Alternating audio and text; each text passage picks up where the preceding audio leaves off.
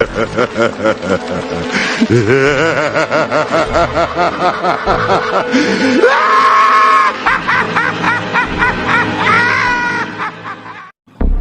gengs, selamat datang di channel Nying Sienan. Apa kabar buat kalian semua? Semoga pada sehat ya.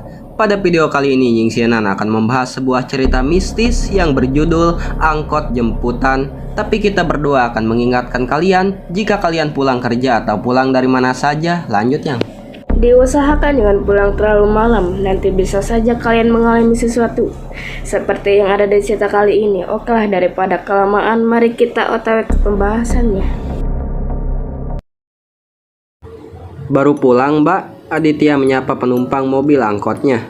Iya Dit, biasalah shift siang jadi pulangnya malam. Rosa yang seorang buruh pabrik penggulung kabel menjawab angkot langganannya. Rosa biasa duduk di depan saat penumpang angkot, terlebih supirnya Aditya. Dia sangat percaya bahwa Aditya adalah orang yang ramah dan sopan, tidak seperti supir angkotan yang lain, cenderung kurang ajar kalau sudah malam. Dit, sepi ya? Enggak kayak biasanya, Rosa bertanya. Ah enggak kok, rame, Aditya tersenyum. Untung gak hujan ya Dit, kalau nggak susah jalan dari pabrik keluar. Memang pabrik tempat dia bekerja jauh dari jalan besar, tempat angkot mangkal. Besok saya gak narik ya, jadi naik aja yang lewat duluan. Jangan pulang terlalu malam, kasihan anak-anakmu Mbak, nungguin di rumah. Rosa memang janda anak 3, suaminya pergi dengan perempuan lain. Rosa merasa nyaman bercerita karena Aditya memang orang yang baik dan enak diajak ngobrol, makanya mereka terlihat akrab. Kamu tahu aja aku nungguin kamu, abis kalau yang lain aku takut Dit, maklum. Aku kan perempuan, udah malam juga, walau bajuku tertutup gini tetap aja kalau niatnya jahat mah. Iya, makanya aku bilangin, kalau perlu minta jemput ojek langganan aja ya Mbak. Enggak Dit, mahal, kan rumah Mbak jauh. Ya udah, yang penting hati-hati aja ya Mbak, Aditya mengingatkan kembali. Aditya memang menganggap Rosa seperti kakaknya sendiri, karena dia melihat sosok ibunya dalam diri Rosa. Berjuang sendirian, merawat 3 anak. Bedanya kalau Rosa ditinggal suami karena perselingkuhan, kalau ibunya Aditya ditinggal meninggal oleh ayahnya, dan angkot inilah satu-satunya warisan dari beliau. Baru pulang Kak, Dita adiknya Adit bertanya. Iye, mana ada makanan nggak? Aditya bertanya. Tuh di meja makan. Ibu udah tidur sekitar 30 menit yang lalu lah. Nungguin lu, tahu pulang malam banget. Jam berapa ini? Kita menunjukkan jam dinding yang sudah menunjukkan pukul 2 lewat 10 malam. Bawel, jawab Aditya. Lu yang rese, angkot tuh biasanya cuman sampai jam 10 terus pulang. Nah lu jam 2 lewat baru pulang, nganter setan lu. Hush, Aditya menutup mulut adiknya dengan telapak tangan. Kenapa? Walau sudah ditutup, Dita masih bisa bertanya. Ntar disamperin setan lu, Aditya menakuti adiknya yang memang sangat penakut. Seketika Dita langsung memeluk kakaknya dengan serampangan.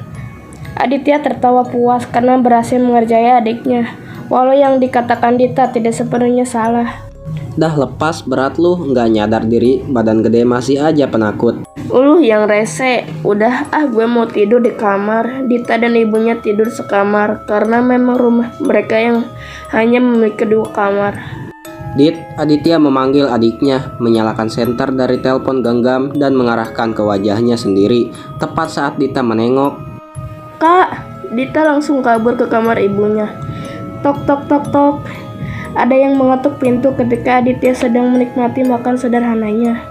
Dia memang tidak pernah makan di luar, selalu pulang jika merasa lapar. Aditya melihat jam menunjukkan pukul 3 dini hari. Dia lalu mendekati pintu. Saat dia sudah dekat, pintu ketukan menjadi keras dan tidak beraturan. Tolong, suara berat dan parau datang dari balik pintu. Aditya mengambil sesuatu dari kantung celana jeansnya. Ketukan di pintu kembali berbunyi, namun perlahan seperti semula. Aditya mulai merafal mantra. Ditetep diharap siep, mika antep mika siep, mangka antep mangka siep, kaawaking tiluhur kuwung-kuwungan, panca buana di buana panca tengah, nyingkah siah. Bersamaan dengan teriakan mengusir, dia juga menekan benda yang dia ambil dari kantung celana ke pintu, sehingga benda itu menempel di pintu. Ketukan pintu masih ada, tapi sangat lemah sekali. Lagi Aditya menempelkan benda itu dengan tangannya ke pintu dengan lebih rapat, dan seketika suara dari luar berhenti. "Mbak Rosa, ayo naik." Tidak seperti biasanya, Rosa yang langsung sadar kalau angkot Aditya lewat. Aditya harus berkali-kali memanggilnya kali ini. "Kok tumben nggak ngeh kalau saya lewat?" Aditya bertanya. Rosa hanya menunduk. "Mbak, ada masalah?" Aditya bertanya lagi, sementara yang ditanya masih tertunduk. Udara malam terasa lebih dingin. Aditya sesekali menatap Rosa yang masih saja menunduk. "Mbak, anak-anak sehat?" Aditya mencoba mencairkan suasana lagi. "Dit, berhenti di sini," Rosa berbicara. Akhirnya setelah hampir 30 menit mereka saling diam. "Kenapa, Mbak?" Aditya heran, tapi tetap menghentikan laju kendaraannya dekat gerbang area pemakaman. Aditya tidak ingin berhenti terlalu lama di sini. "Dit, bener kata kamu ya, ternyata angkot kamu ini rame setiap malam." Rosa berbicara dengan tatapan kosong ke depan. Aditya melotot dan bertanya, "Memang apa yang Mbak lihat?" "Mereka," Rosa menuju ke belakang angkot Aditya tanpa menolehkan badan. Hanya jarinya yang menuju ke arah belakang. Aditya lemas dan memperhatikan seluruh tubuh Rosa dengan seksama. Aditya memang jarang sekali melihat jelas tubuh penumpangnya, karena itu tidak sopan, apalagi seorang yang duduk di sebelah supir bisa dianggap pelecehan. Tapi kali ini dia terpaksa memperhatikan tubuh Rosa dan memastikan sambil berharap bahwa apa yang dia sangka itu salah. "Adit, Mbak udah coba nutin seperti yang kamu bilang, naik angkot yang pertama lewat, tapi memang seperti hari itu adalah waktunya Mbak." Rosa menangis. "Hari itu setelah 3 hari kamu nggak ngangkot. Mbak pulang larut sekali karena Mbak shift siang dan pulang jam 10 malam, tapi lanjut lembur untuk menambah uang karena si bungsu mau masuk sekolah. Mbak jadi pulang larut sekali, jam 11 malam baru pulang. Mbak naik angkot pertama yang Mbak temuin. Memang agak mencurigakan karena tidak lama beberapa pemudi naik. Mereka berbau alkohol. Mbak duduk di samping supir seperti biasa, tapi entah kenapa tiba-tiba supir membelok angkotnya ke pemakaman ini." Aditya masih menangis tapi fokus mendengarkan. "Setelah angkot itu berhenti di tengah pemakaman, mereka memaksa Mbak turun. Lihat, Dit," Rosa menunjukkan kedua tangannya. "Mbak tidak pakai perhiasan, memakai pakaian yang tertutup. Tapi lihat Adit, apa yang mereka lakukan." Rosa menunjuk perutnya. Perut itu sudah tertancap sebuah kayu yang terlihat tajam di kedua sisi. Darah segar keluar dari perut itu. Aditya menangis lagi. "Mereka memperkosa Mbak beramai-ramai lalu membunuh Mbak dengan kayu ini. Mereka mabuk, Dit. Sakit sekali rasanya. Mereka mengubur Mbak yang masih dalam keadaan kotor di pemakaman ini dengan tidak layak." Rosa menunjukkan tempatnya. Aditya dan Rosa sudah di dalam area pemakaman. "Tolong Mbak, Adit. Sudah seminggu mereka menunggu Mbak pulang. Anak-anak Mbak, Adit." Adit mengangguk dan menelpon polisi, mencari jejak kejahatan pemuda-pemuda itu. Setelahnya datang polisi dan menggali kuburan yang ditunjuk Mbak Rosa. Tentu polisi yang biasa dia hubungi. "Berapa pemuda, Dit?" Pak Dirga yang seorang kepala polisi divisi kejahatan bertanya. Lelaki ini sudah mengenal Aditya sejak kecil. Dulu sekali ayahnya yang selalu melapor kejadian seperti ini. Rosa bilang 5, Pak. Satunya supir angkot. Tapi ciri-ciri yang dikatakan Rosa tidak aku kenal. Mungkin supir aplusan karena aku kenal semua supir angkot di trayek ini.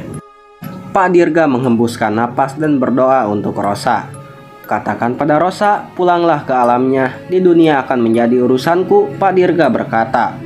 "Mbak, jangan khawatir. 3 anak Mbak akan aku bantu bertemu dengan orang baik agar mereka tetap bisa bersekolah.